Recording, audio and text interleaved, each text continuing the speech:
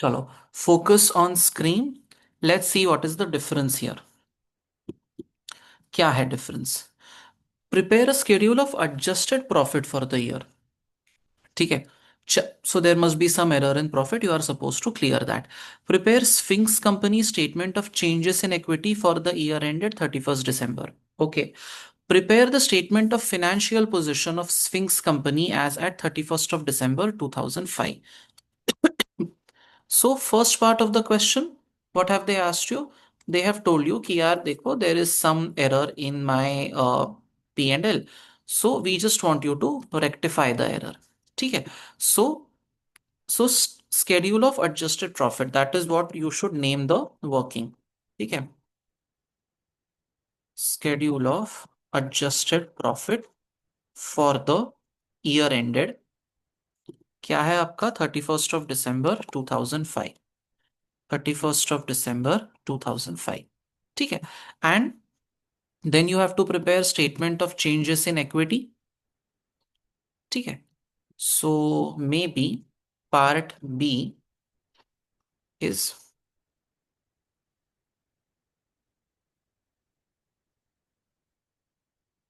Statement of changes in equity for year ended 31 December 2005. ठीक है. अब बनाते हैं जैसे जैसे. You know the format right for statement of changes in equity. याद है आपको?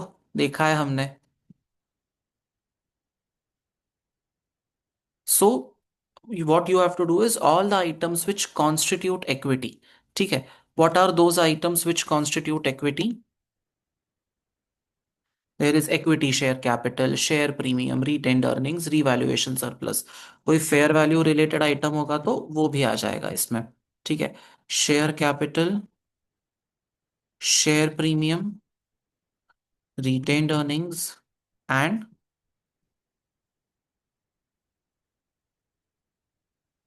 revaluation surplus total.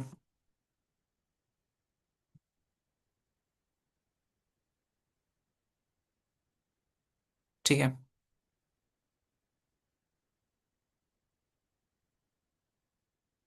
Am sorry हाँ, मेरा वो फॉर्मेटिंग का जो ऑब्सेशन है ना वो ये लाइफ टाइम में तो जाने से रहा. Mansi, you work in the big four, I am sure you realise. Yes sir. This is वो. करो नहीं ना तो मन को शांति नहीं मिलती. ऐसा लगता है रात को नींद ही नहीं लगेगा अगर फॉर्मेटिंग नहीं किया तो ढंग से. ठीक है. इस सब को उड़ा देते हैं. बिकॉज क्या होता है ना, इफ यू डू दिस वो बार बार then it starts interfering in how you are doing things. पुराने अगर कैलकुलेशंस आपने रखे तो sometimes what happens is the old calculations and the new calculations they start mixing with each other. फिर आप कुछ गलत सलत चीज करके आ जाओगे. चलो. See the approach that we take is what we do. We first of all identify those items which have an adjustment. ठीक है. Now until 1st of Jan, Sphinx Company held land and building. No entries have been made to incorporate the valuation, remaining useful life, deferred tax. ठीक है. So land and building related कुछ तो adjustment है. ठीक है. इसको circle करो. फिर plant and machinery related adjustment है. इसको सर्कल करो. Then acquired inventory from an overseas supplier on credit. तो supplier which will be a part of trade payables, उसमें कुछ होगा. ठीक है. Interest on loan notes is paid every 6 month. Something about interest on loan notes. ठीक है. Then tax payable. Then share premium उन्होंने दिया ही है, नोट 1 नोट 2 नोट 3 करके दिया है. ठीक है. Now you have to do three things here. Okay. You have to prepare statement of changes in equity. You have to prepare adjusted profit, which I'm sure is wrong. ये क्या है? retained earnings on 1st of Jan 2005. ये opening retained earnings है. draft 2005 profit before taxation. तो ये adjustment करने के पहले का profit है. ठीक है. अब कुछ error हुआ होगा, we have to rectify that. So let's start with ये यहाँ पे लिख देते हैं. draft profit before tax for year ended 31st December 2005. कितना है? 166,450. I don't know about you, but as a student, as a professional, the first thing I would love to do is put a tick mark. That means that is one thing less to worry about. ठीक है। अब ऊपर से start करते हैं, ठीक है। Until 1st of Jan 2005, Sphinx Company held land and building at cost. On 1st of Jan 2005, Sphinx Company had valued them at 250 million, of which 80 million related to the land. No entries have yet been made to incorporate this valuation. The buildings have a remaining useful life of 20 years at 1st of Jan 2005. Deferred tax on revaluation is calculated at 20%. Sphinx Company has a policy to make an annual reserve transfer in respect of additional depreciation charged each year. Prior to revaluation, the buildings were being depreciated over 50 years on a straight line basis. ठीक है। Plant and equipment is depreciated at 15% per annum using the reducing balance method. No depreciation for any asset has been charged during the year. Let's start with land and building. Land is 50 million. Total amount is 2 lakh. ठीक है। Let's go to our first working note. Working notes. Working note 1, land and building. यहाँ पे आएगा particulars. Make two separate columns. थोड़ा easy हो जाता है। ठीक है। Now at 1st of Jan 2005. Do you have information about any accumulated depreciation? Building पे 90,000 है। ठीक है। So 2 lakh is the total, out of which land is 50। That means building has to be 150। ठीक है। So at 1st of Jan 2005, what is the cost? Land is 50, building is 1,50,000, less accumulated depreciation 0 minus 90,000. Carrying amount, ठीक है। लगे तो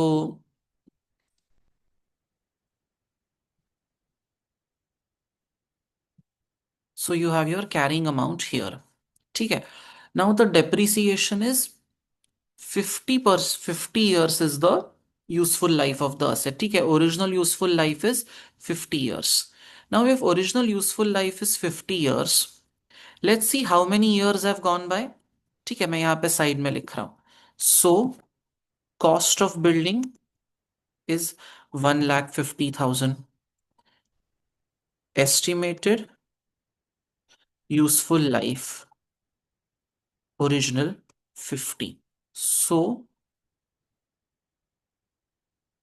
SLM depreciation per annum कितना हो जाएगा? 1,50,000 upon 50, 3,000। ठीक है। So then you have accumulated depreciation till date 90,000. You purchased a building जिसका accumulated per annum depreciation है 3,000 and accumulated depreciation till date is 90,000. So how many years have passed till date? 90,000 upon 3,000, एक साल का depreciation is 3,000. So 9, if the total accumulated depreciation is 90,000, that means 30 years have gone by. Now the question is, how many years of useful life left? है ना? कितना useful life is left? 50 minus 30, right? 20 years is left as on 1st of Jan 2005. ठीक है। Carrying amount is 60,000. Now the items are revalued to 250, and out of which 80 million relates to land, है ना? So can I say revalued amount 2,50,000? इसको बोलो total.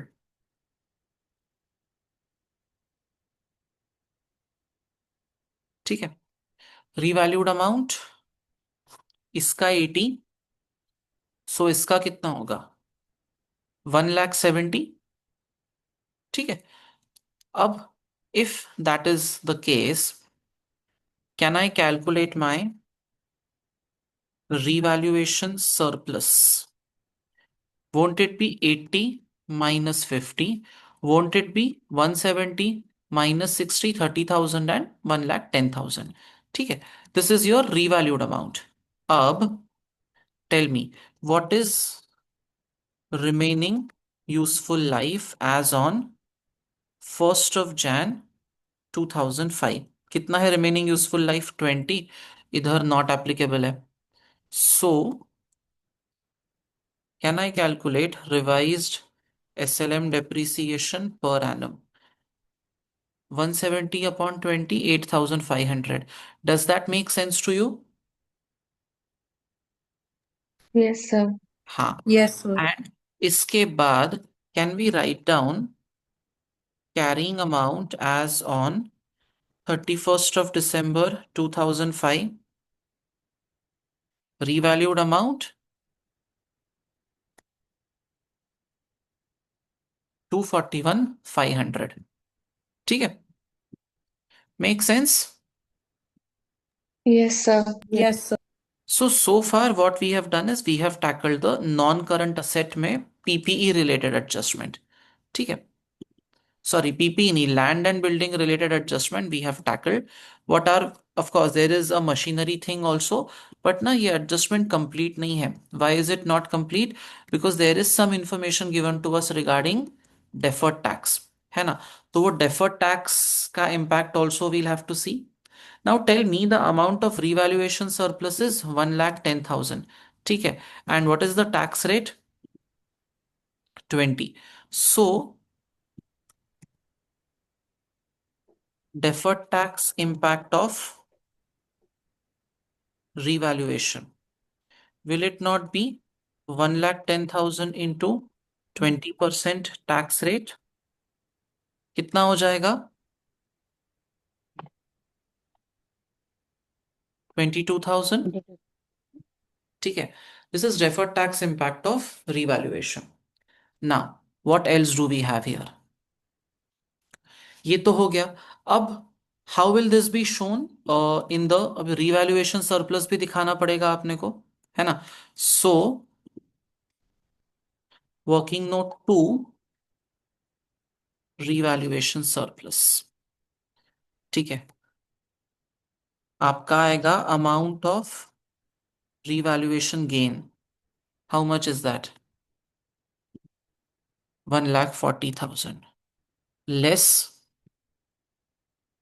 DTL impact of revaluation minus 22,000. ठीक है, so इतना ही आएगा ना? कि नहीं, एक्चुअली इतना ही नहीं आएगा. It will not be just 1,10,000, it has to be 1,40,000. पूरा ही इस पे naturally we have to calculate this into 13, sorry. ठीक है, so closing balance 140 minus 28, 1,12,000. ठीक है, अब एक और एडजस्टमेंट है. ठीक है, यहाँ पे Sphinx company has a policy to make an annual reserve transfer in respect of additional depreciation charged each year. Do you remember there was something that we saw in PPE? कि if there is an additional depreciation on account of revaluation, so how is that additional depreciation handled? See, normally the depreciation would have been a different number, but because there is an upward revaluation तो ज्यादा depreciation हुआ. ये ज्यादा depreciation किसके वजह से हुआ?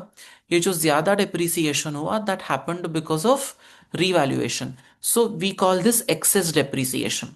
So whatever is the amount of excess depreciation, we transfer it from where?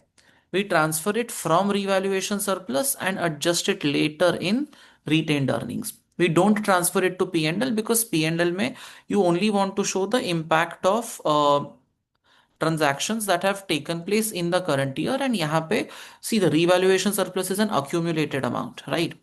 Let me take you to the sheet where we actually discussed this. Excess depreciation करके जो concept है, I am not sure whether you remember it or not, but ये अपने sheet में है. ठीक है, can you just read this once?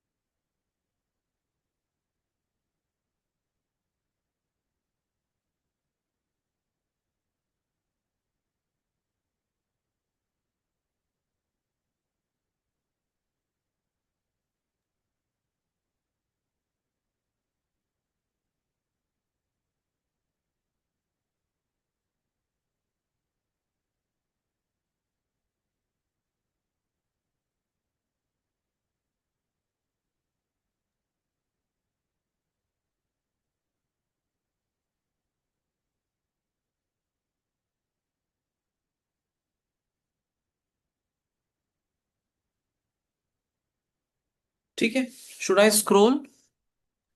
Yes, sir. Yes, sir. बताओ, कुछ याद आ रहा है? Yes, sir.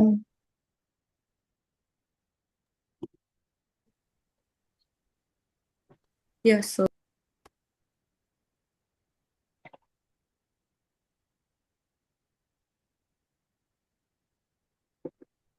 ठीक है, चलो.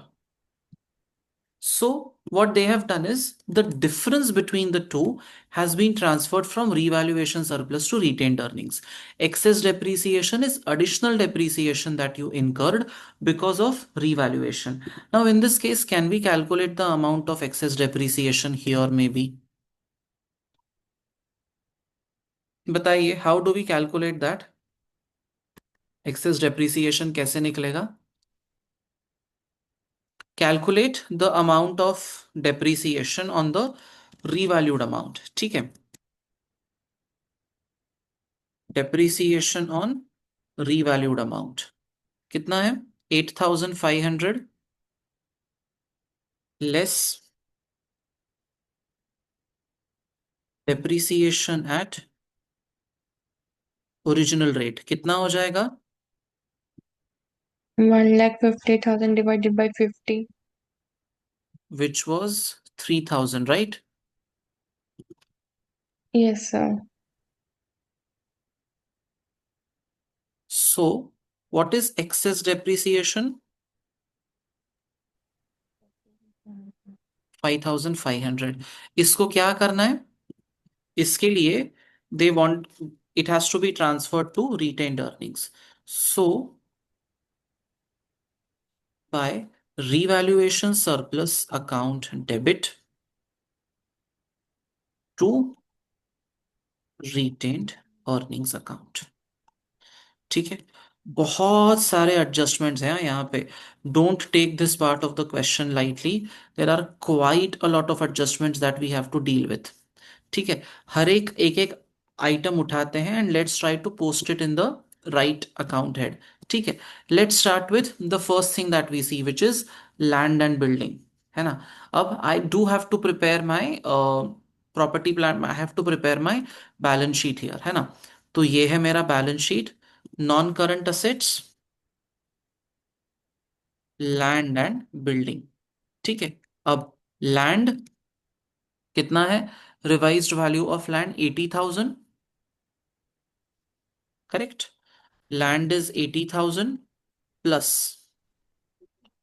Building. I have to show the building at its carrying amount. Correct. कितना है बिल्डिंग का कैरिंग अमाउंट? 161,500. ठीक है, यहां पे लिखो 161,500। ठीक है, 80,000 प्लस 161,500, 241,500, ये वैल्यूज आपके पोस्ट हो गए। ठीक है, but the depreciation part has not been posted to P&L yet. Every transaction has two effects. Also remember, you posted the debit effect of this. The credit effect has gone to revaluation surplus. Total 1,40,000 has gone to revaluation surplus. Or in that revaluation surplus 1,40,000, you are going to adjust what? You are going to adjust the impact of revaluation, right? And you are also going to adjust the excess depreciation. So come to your balance sheet, यहां पे लिखना revaluation surplus 1,40,000 minus कितना 28,000 minus 5,500 excess depreciation. What is 28,000? 28,000 is DTL impact.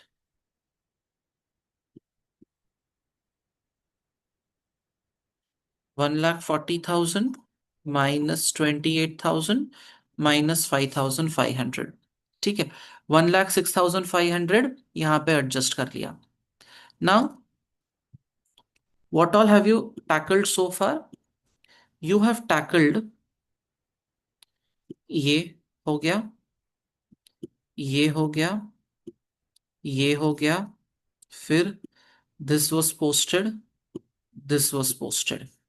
Now, there were certain entries that happened and there was a revised depreciation amount of 8,500, right?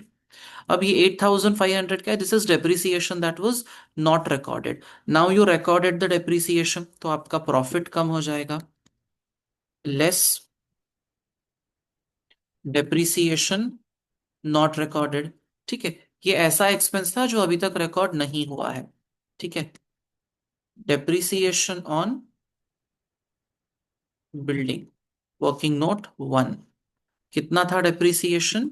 8,500। ठीक है, are you with me? Yes, Yes, sir. sir. सारे yes ये sir. दिए, depreciation को पहुंचा दिया, access depreciation को Rewal surplus में से माइनस कर दिया, करेक्ट। अब एक्सेस डेप्रिसिएशन का मतलब there is another effect that is left which is in the retained earnings। तो retained earnings में we'll have to adjust। ठीक है, so I'm changing the tick mark from here to here। ये वाला item has not yet been tackled, बाकी everything has been tackled। ठीक है, double effect दे दिया, आप भी खुश हम भी खुश।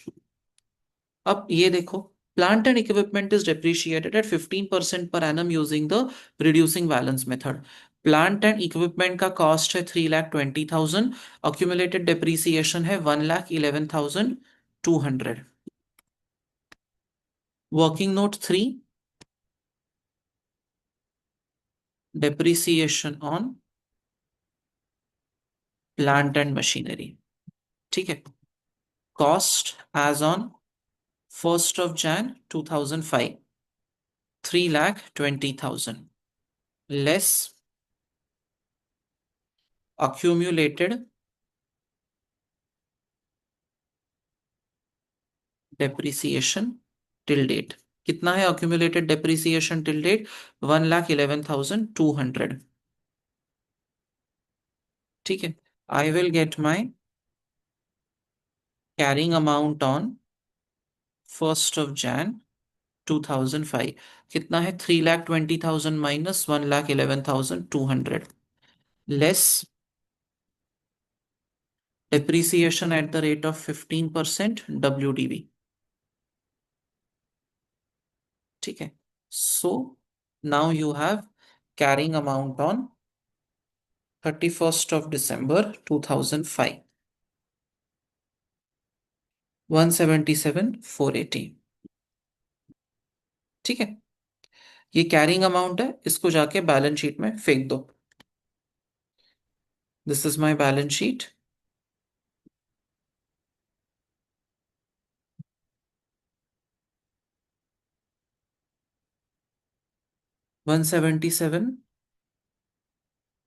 480। ठीक है, ये हो गया।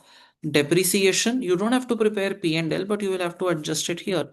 Call it depreciation on machinery. क्या है ये? This is working note 3।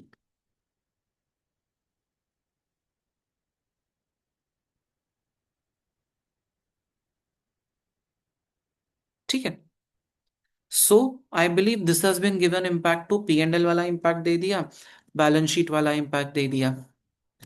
So, with this, what all have we tackled?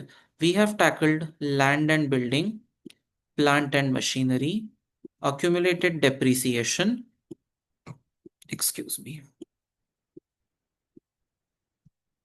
ये हो गया, ये भी हो गया। ठीक है, this is the calculation. अब look at this item, okay? And there is something very, very peculiar about this item. Inventory at 31st of December 2005, 1,15,000. If they have given you is this tell me opening inventory ki closing inventory?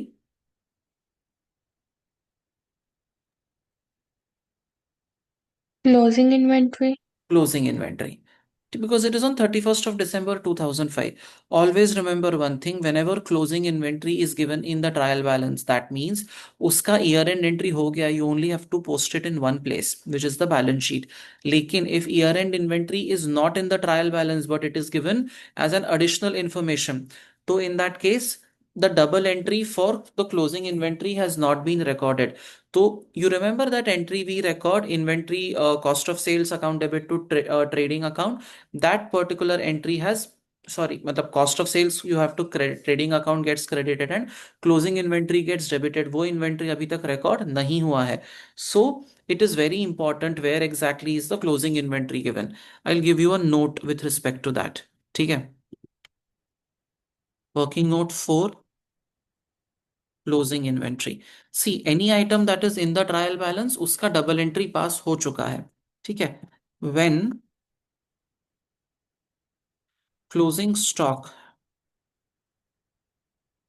is given in trial balance, that means double entry has been recorded for that item.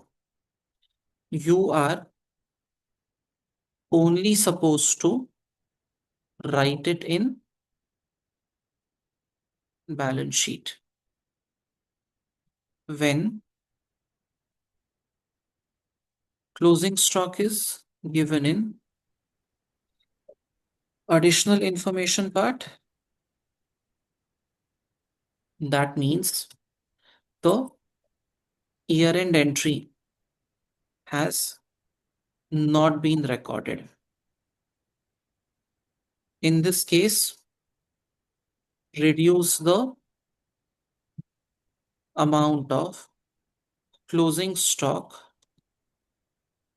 from cost of goods sold and add it to and write it as an asset.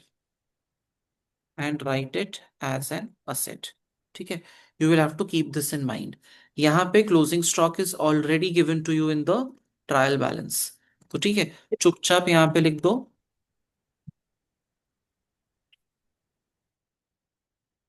inventories 1,15,000.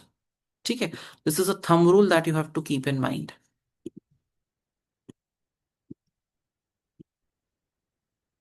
ठीक है, debtors, no, मतलब we haven't put a star mark which means there must have been no adjustment. तो सीधे सीधे लिख दो debtors 1,30,000 in current assets. ठीक है,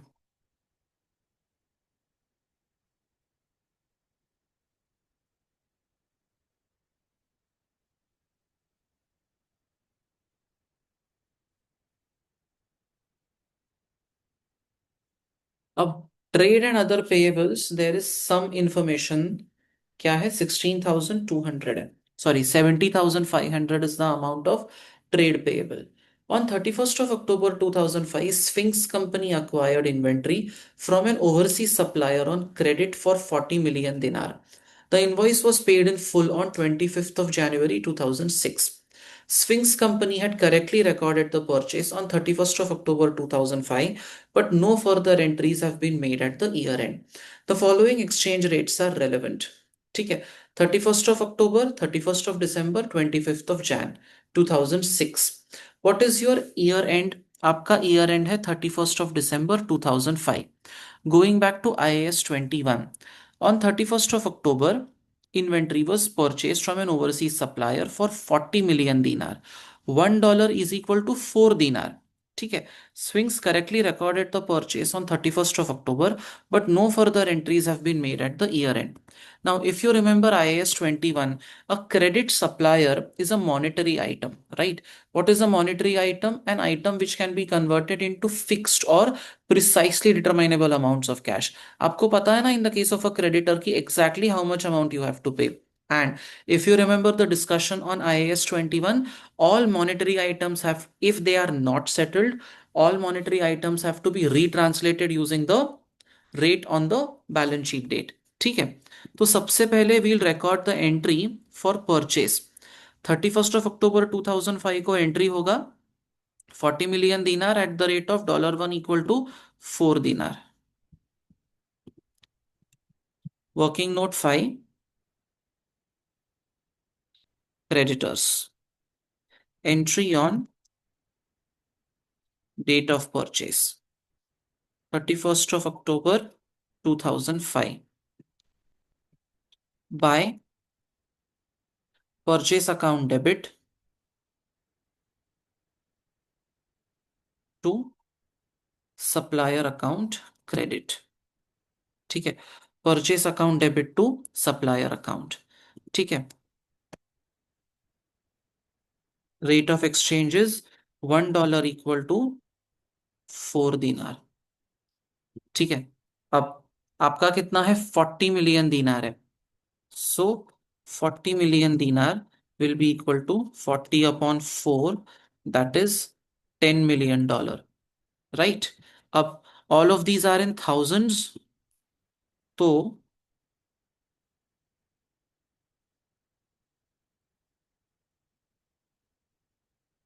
this is the original entry. ठीक है, you have recorded that in your home currency. Now, 31st of December, $1 equal to 5 dinar. Amount not settled till balance sheet date. ठीक है, and on 31st of December 2005, exchange rate is $1 equal to 5 dinar. ठीक है, so अब क्या करेंगे आप? How will you convert? Tell me. 40,000 और क्या होगा? Rate of exchange is this. So now 40 million dinar in foreign currency will be 40,000 upon 5, that is 8 million. ठीक है, so from 10,000 it has been reduced to 8,000. You had a liability which was recorded at 10,000 and now the value of the liability restated is 8,000. ठीक है, so entry क्या होगा? Entry will be by, आपका एक liability था supplier करके, वो supplier नाम का लाइबिलिटी आपका कम हो गया. ठीक है, तो by supplier account debit to forex gain. And why was the liability, why was the amount payable reduced? Not because he gave you a concession, but because there was foreign exchange fluctuation, है ना. So because the foreign exchange rate got fluctuated, the amount also underwent a change.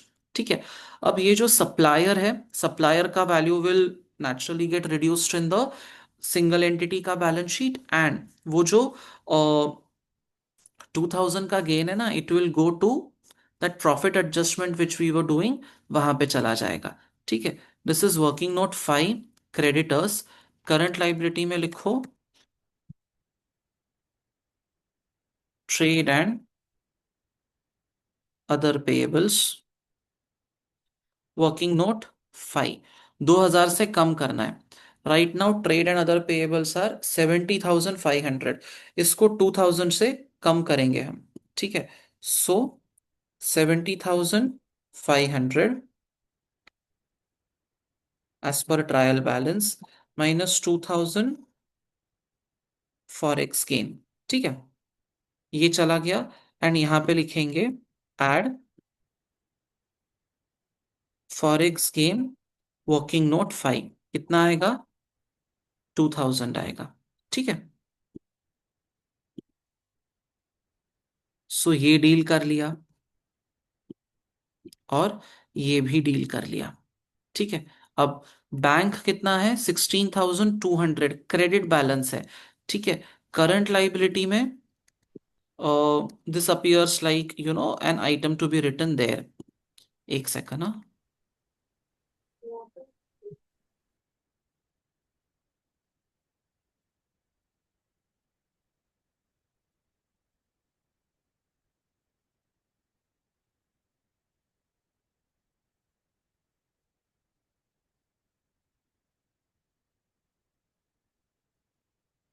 This is bank overdraft. कितना? 16,200। ठीक है, ये हो गया आपका bank OD. अब there is something relating to current tax. ठीक है, that is in note 4। A provision for income tax of 30 million is required for the year ended 31st of December 2005. The balance on current tax represents under or over provision of tax for the year ended 31st of December 2004. We'll have to make a ledger here. ठीक है, थोड़ा disproportionate लगेगा, सो मैं यहां पे बनाता हूं। ठीक है, वर्किंग नोट 6, करंट टैक्स। ठीक है,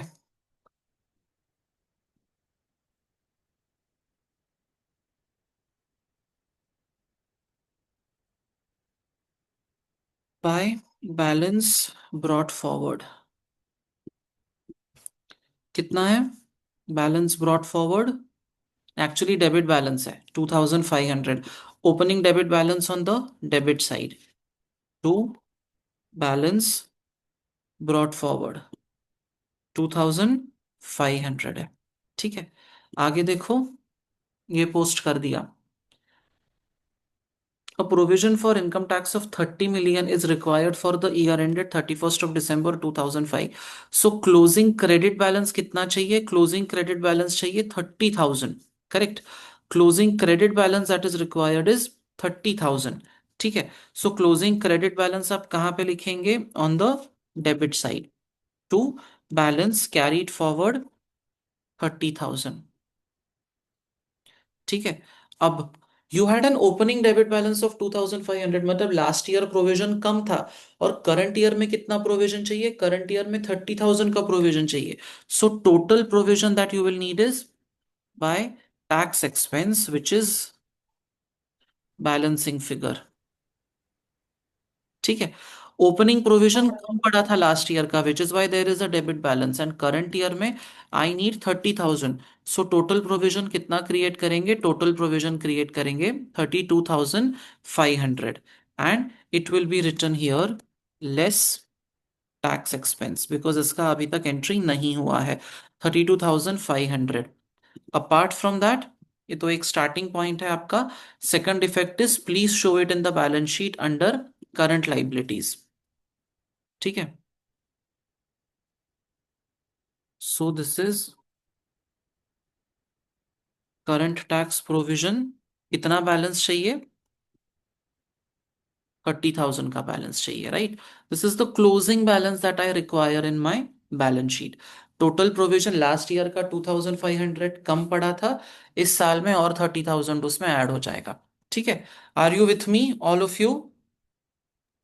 Yes, sir. Yes, Yes, sir. sir. ठीक है, ये हो गया।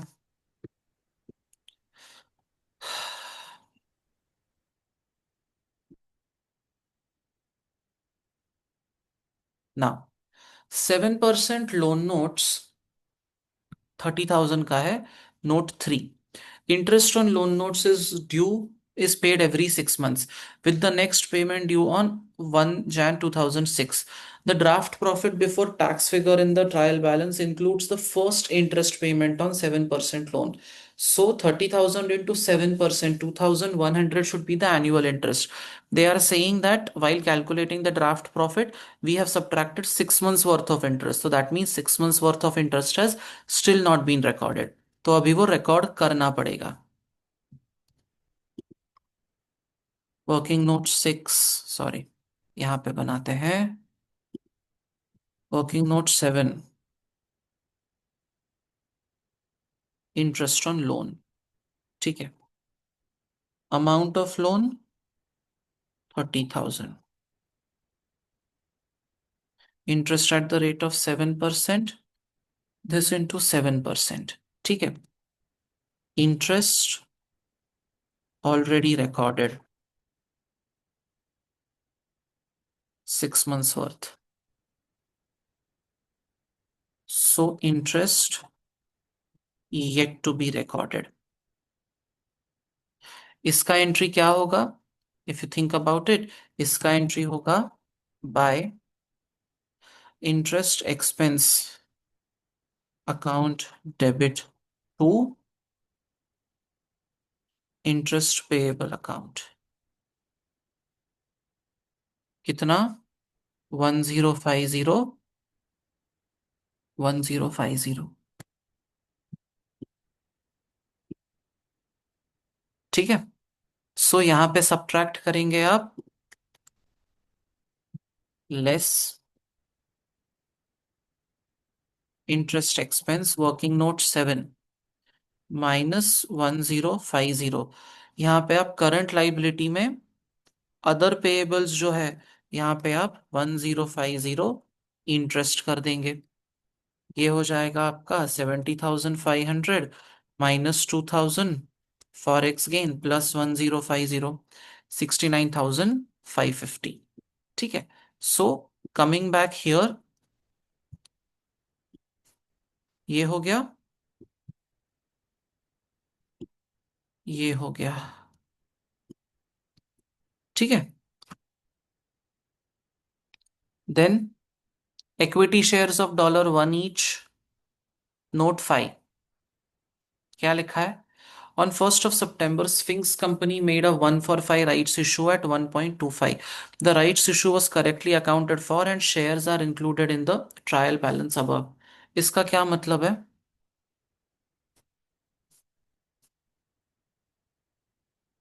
That transaction has been correctly accounted for. और क्या ही मतलब होगा? But what should be the accounting entry? Accounting entry will be bank account debit to share capital to share premium. ठीक है.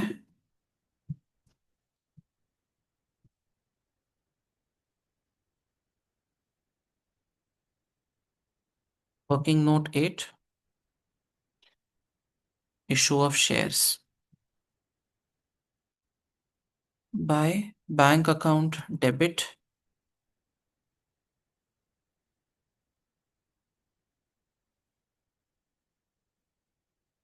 to share capital account credit to share premium. This will be, अच्छा कितने shares थे already? You had 1 for 5 rights issue, है ना? Right now you have this 5,000 already includes the impact of rights issue, है ना? So how do we deal with it?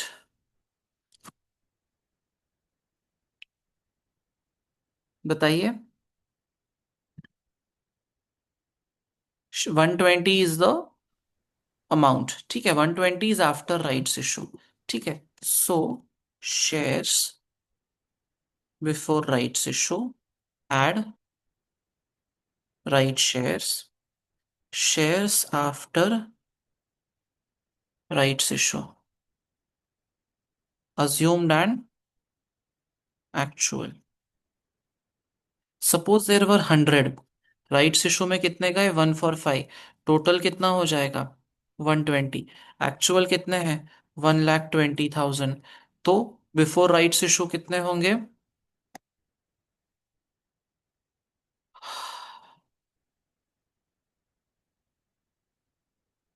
ये 1 लाख कैसे निकला, 1 लाख इज 1,20,000 इंटू 100/120। ठीक है। राइट शेयर्स कितने थे, 20,000 are your right shares. So that ये एंट्री कितने का हुआ, 20,000 इंटू 1.25, 20,000 इंटू 1, 20,000 इंटू 0.25, 5,000। ठीक है।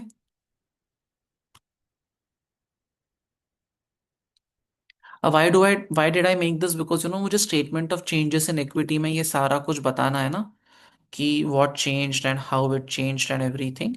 तो उसके लिए this is going to be super helpful. Otherwise I could have done without this entry also, कुछ उसके जरूरत नहीं था। But let's write the amounts here.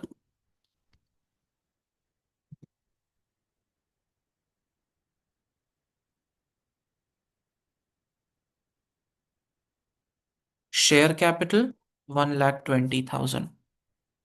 ठीक है। प्रीमियम,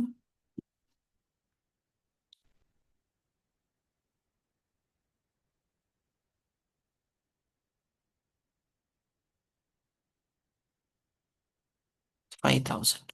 ठीक है, ये भी पोस्ट हो गया।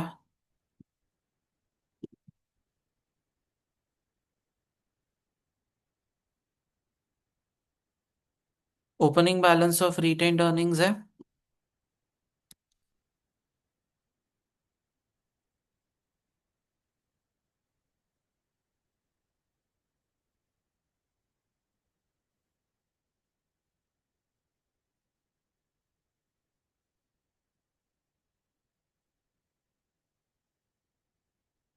कितना है,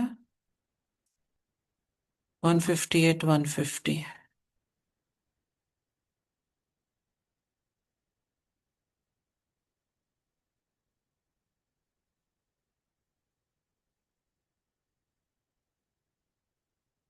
ठीक। अब you need to calculate the correct profit also, है ना। आपने बाकी सब तो कर लिया, but now you need the rectified profit figure. सारे एडजस्टमेंट्स का सेकंड इफेक्ट, मतलब we have done that already, correct. अब इसका सिर्फ क्लोजिंग बैलेंस अपने को निकालना है, which will be profit for the year.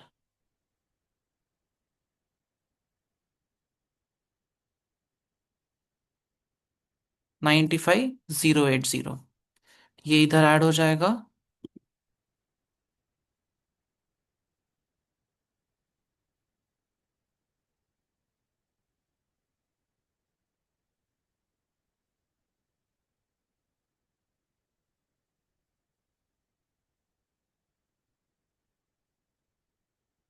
ठीक है।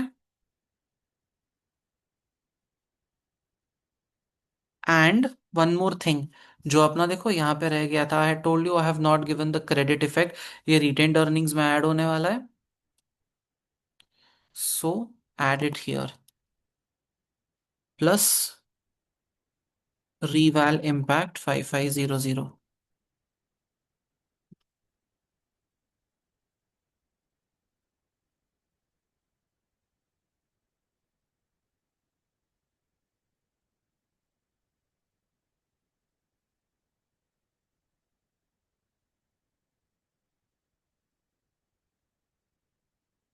ठीक है, ये भी कर लिया हमने।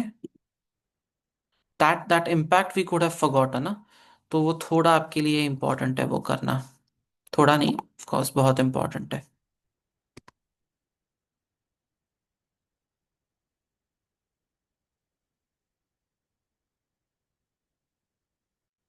ठीक है।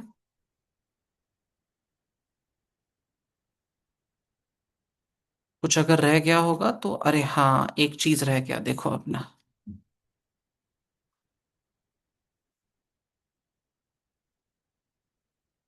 We did not write that 7% loan, 7% या जो भी परसेंट लोन था, टिक लगा दिया लेकिन लिखा नहीं, ऐसा करेंगे तो कभी आपका बैलेंस शीट टैली नहीं होगा, देखना। All will always remain untallied. Excuse me.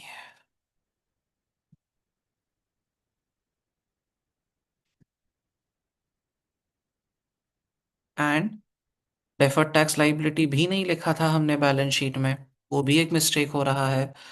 Make sure that you don't forget anything, हाँ। अदरवाइज वो कभी मैच नहीं होगा, तुरंत तुरंत डबल इफेक्ट दे देना। तुरंत तुरंत डबल इफेक्ट नहीं दिया तो कभी मैच नहीं होगा। देखो, फिर ढूंढते रहना पूरे पेपर में ये कहाँ मिलेगा फिगर, अदरवाइज वो कभी टैली नहीं होगा आपका। ठीक है। Now the statement of changes in equity, ये कैसे बनता है? At 1 Jan 2005। ठीक है। शेयर कैपिटल लिखने का 1 lakh, share premium was 0, retained earnings कितना था? 158, 150, and reval surplus was nothing.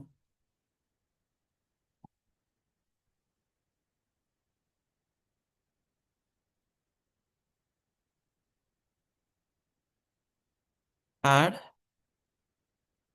Share issue, इधर 20,000, इधर 5,000। ठीक है। देन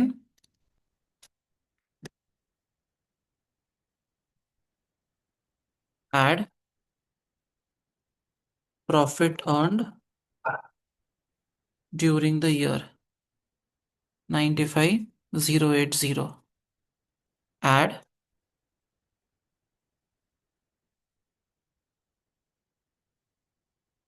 impact of revaluation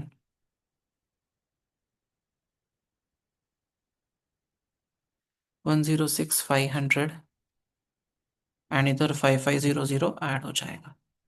ठीक है।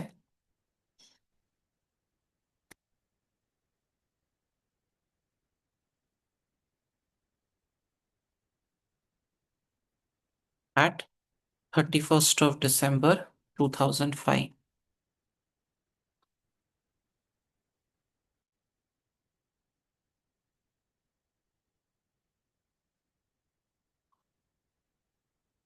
ठीक है। This is how you will prepare statement of changes in equity. इसको 6 मार्क था आपको, है ना? इसको 4 मार्क था, इसको 6 मार्क था, और इसको पूरा 10 मार्क्स था। Now why do balance sheets not tally? Because of the two mistakes that we made just now. Mistake one, not paying attention to individual transaction, मतलब जो बैलेंस पे आपने टिक मार्क लगा दिया लेकिन you did not post it to the balance sheet, या फिर आपने डबल इफेक्ट का सिर्फ एक ही आइटम इम्पैक्ट डाला, दूसरा आइटम का इम्पैक्ट आपने डाला नहीं। So that could be another reason why the balance sheet will not tally. And paper में ऐसा हुआ तो फिर आप रोते रहोगे, है ना?